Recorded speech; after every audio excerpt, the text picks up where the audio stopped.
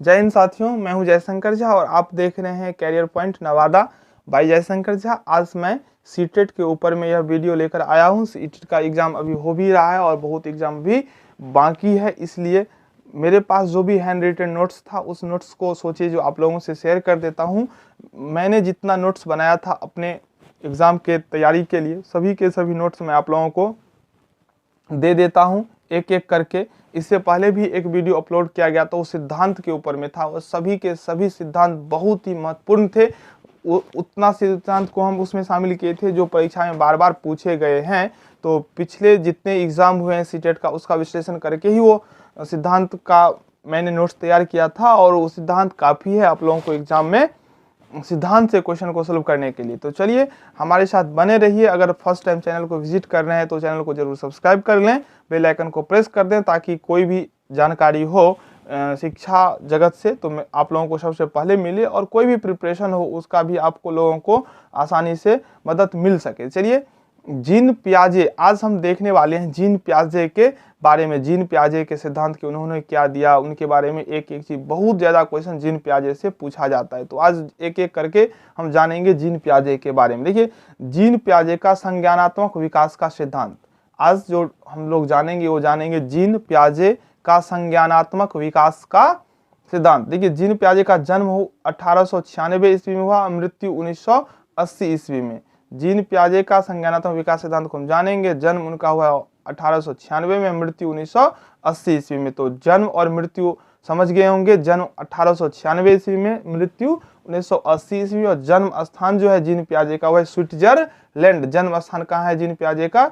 Switzerland. इनमें उन सभी बातों को हमने लिखा है जो एग्जाम से रिलेट करता हो, एग्जाम से जो रिलेट नहीं करता उसको शामिल नहीं किया। कम समय में अधिक आप लोगों को नॉलेज देना है ताकि आप लोग सीटेट आराम से क्वालिफाई कर सके।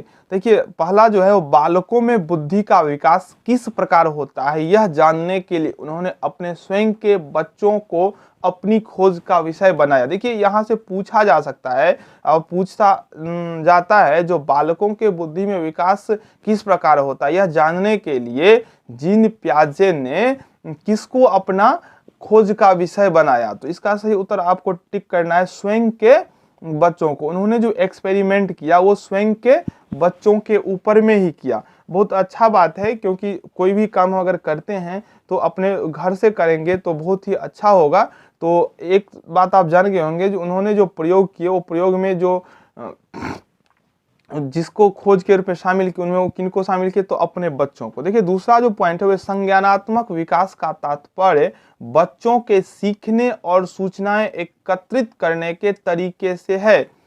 इसमें अवधान में वृद्धि, प्रत्यक्षीकरण, भाषा चिंतन, स्मरण शक्ति और तर्क शामिल है। एक बार मैं फिर से बता देता हूं, संज्ञानात्मक विकास का तात्पर्य बच्चों के सीखने और सूचनाएं एकत्रित करने के तरीके से है।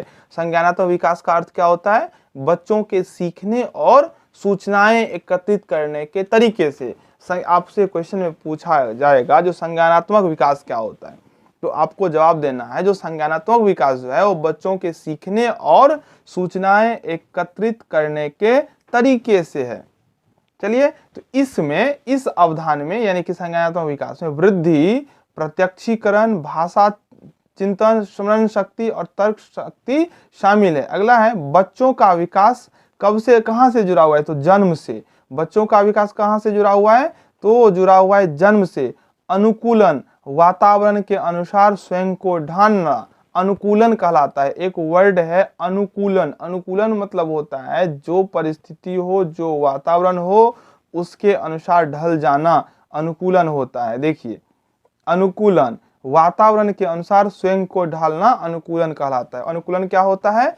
तो वातावरण के अनुसार स्वयं को ढालना, वातावरण के अनुसार स्वयं को ढालना अनुकूलन कहलाता है। अगला है पूर्व ज्ञान के साथ नया ज्ञान को जोड़ना आत्मसातीकरण कहलाता है। बहुत ही इंपॉर्टेंट वर्ड है आत्मसातीकरण। आत्मसातीकरण क्या होता है? पूर्व ज्ञान के साथ नया ज्ञान को जोड़ना, यानी कि आपके पास जो पहले से जानकारी है उस जानकारी में कुछ नया जानकारी को जोड़ लेना, ये आत्मसातीकरण कहलाता है।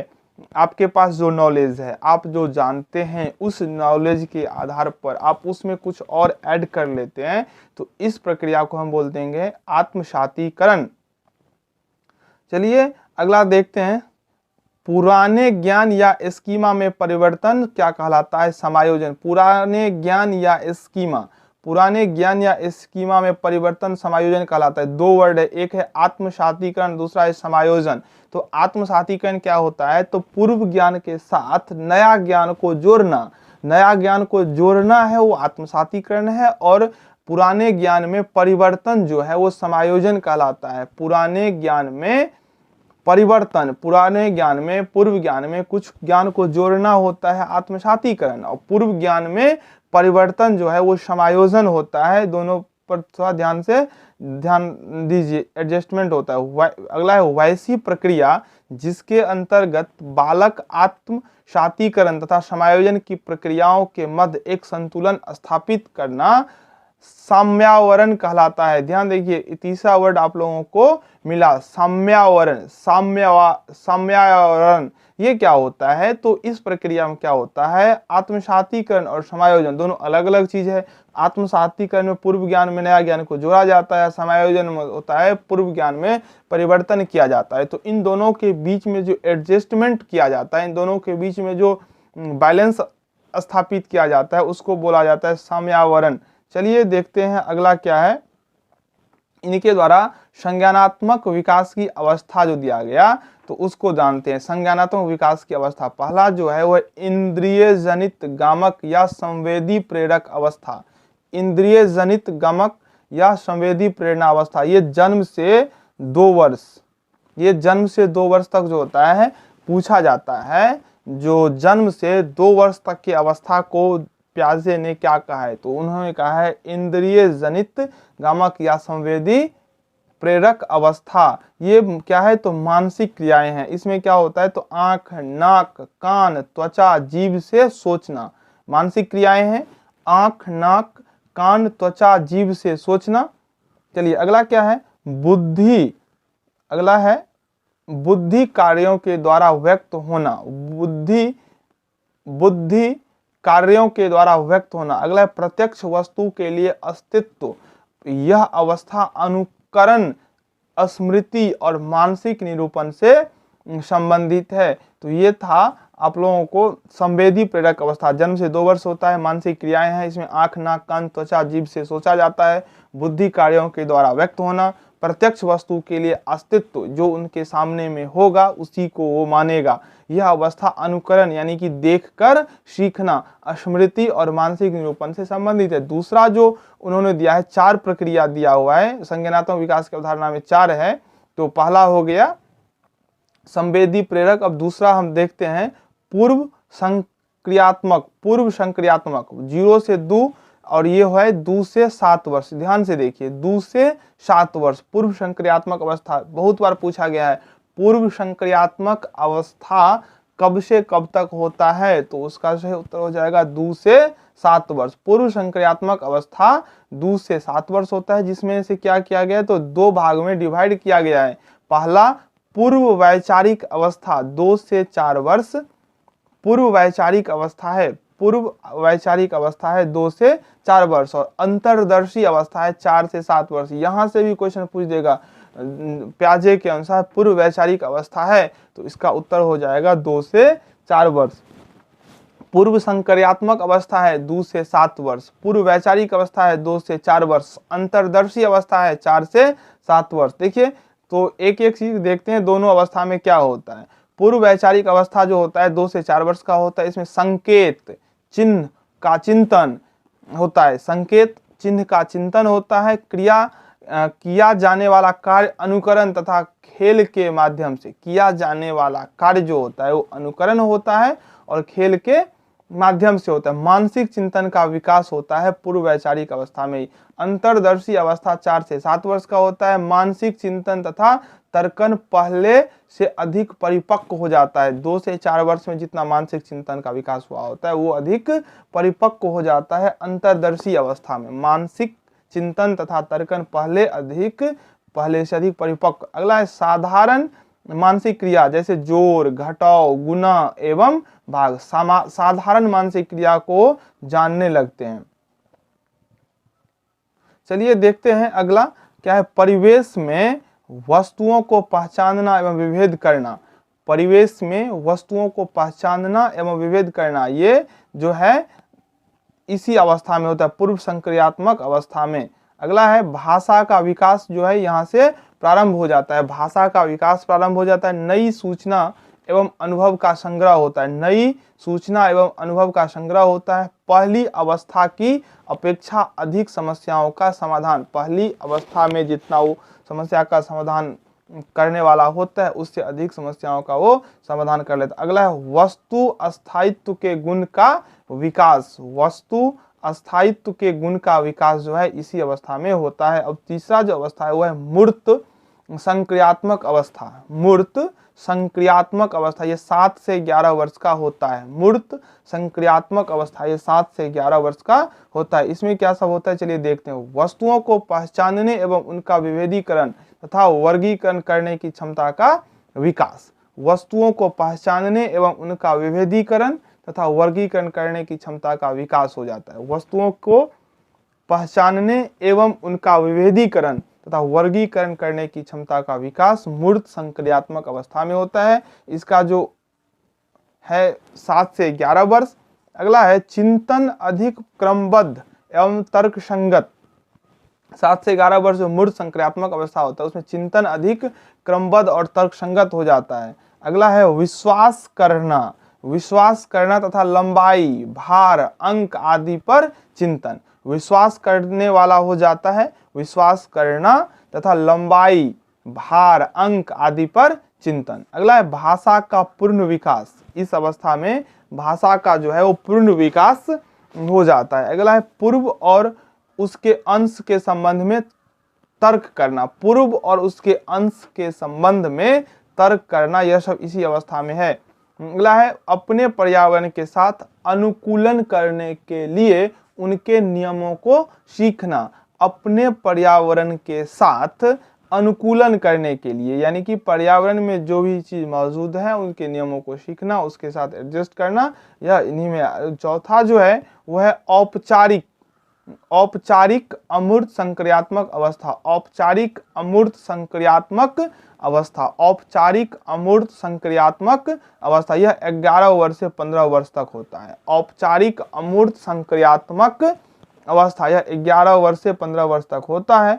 प्रमुख विशेषता इसमें जो है वो है अमूर्त चिंतन, जो चीज नहीं है उसके बारे में भी सोचना, इससे पहले उसी चीज के बारे में थिंकिंग करता था जो वो देखता था। अगला है भाषा तथा संप्रेषणशीलता का विकास सबसे जो है ये ऊंचा होता है, अधिक होता है। अगला है विभिन्न प्रकार के समस्या का हल करने के लिए अमूर्त नियम का निर्माण, विभिन्न प्रकार के समस्या का हल करने के लिए क्या करते हैं, अमूर्त नियम का वो निर्माण करते हैं। अगला है बालकों में वैज्ञानिक ढंग से सोचने की क्षमता का विकास, बालकों में वैज्ञानिक ढंग से सोचने की क्षमता का विकास। हम कोशिश यह कर रहे हैं जो आपको कम समय में उतना मिल जाए कंटेंट जो आप लोग आराम से एग्जाम क्वालिफाई कर सके।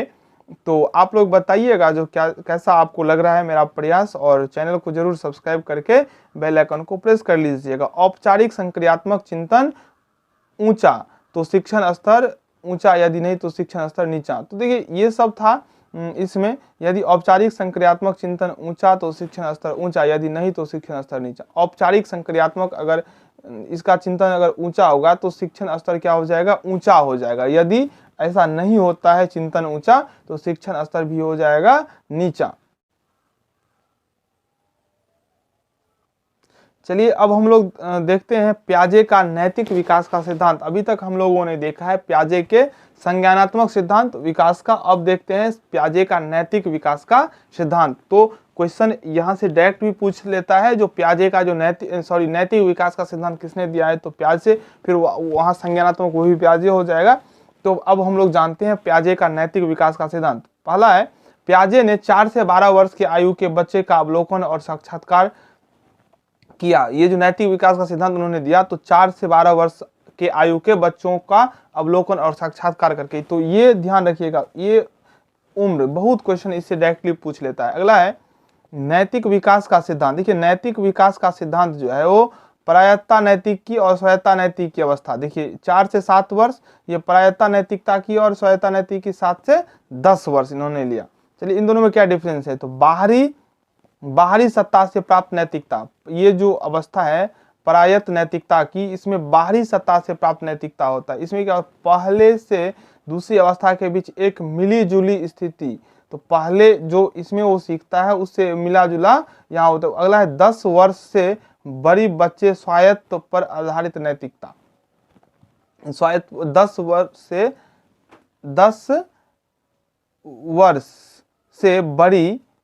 वर्ष से बड़ी बच्चों स्वायत्त पर आधारित नैतिकता वो लेते हैं। अगला क्या है देखते हैं, निर्माण और खोज का सिद्धांत। निर्माण और खोज का सिद्धांत ये जीन पियाजे ने दिया है। निर्माण और खोज का सिद्धांत जीन पियाजे ने दिया है। अगला है पियाजे का विचार है कि ज्ञानात्मक विकास केवल नकल न होकर खोज पर आधारित है। पियाजे का विचार क्या है, जो ज्ञानात्मक विकास केवल नकल न होकर खोज पर आधारित है। पियाजे का विचार है कि ज्ञानात्मक विकास केवल नकल पर न होकर खोज पर आधारित है। प्रत्येक कार्यात्मक क्रिया का एक तर्कपूर्ण विपरीत प्रभाव होता है। पियाजे का विचार है कि ज्ञानात्मक विकास केवल नकल न होकर खोज पर आधारित है। प्रत्येक कार्यात्मक क्रिया का एक तर्कपूर्ण विपरीत प्रभाव होता है।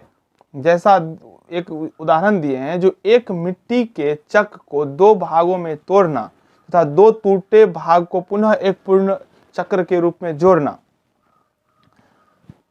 अगला है पियाजे के अनुसार संज्ञानात्मक या मानसिक विकास निरंतर चलने वाली प्रक्रिया है। बालकों का मानसिक विकास धीरे धीरे एक सोपान यानी कि क्रम के तहत होता है। पियाजे का मानना है कि पियाजे के अनुसार संज्ञानात्मक या मानसिक विकास जो है निरंतर चलने वाली प्रक्रिया है। पियाजे के अनुसार संज्ञानात्मक या मानसिक विकास क्या है, तो निरंतर चलने वाली प्रक्रिया है। बालकों का मानसिक विकास धीरे धीरे एक सोपान यानी कि क्रम के तहत होता है। ऐसा क्वेश्चन पूछ सकता है, जो मानसिक विकास निरंतर चलने वाली प्रक्रिया है यह कथन किनका है, तो उसका सही उत्तर हो जाएगा पियाजे का। क्वेश्चन को थोड़ा डीपली सोचिए और सही से उत्तर दीजिए। अगला है निर्माण और खोज का सिद्धांत। ये भी जीन पियाजे का है।